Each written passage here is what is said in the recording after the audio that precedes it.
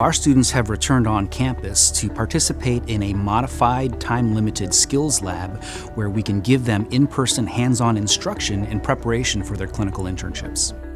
We need to work with them so that we can give them some instruction on proper hand placement, the direction, the amount of force they need to introduce, and certainly make sure that they're not only effective but safe in performing these techniques. The health and safety of our students is really our #1 priority. So in doing so, we are certainly utilizing procedures that relate to the utilization of personal protective equipment, deep cleaning, and social distancing. But more so than that, we've implemented some strategies to try to separate our students in space and time by working with the schedule and working with the facilities that we have available.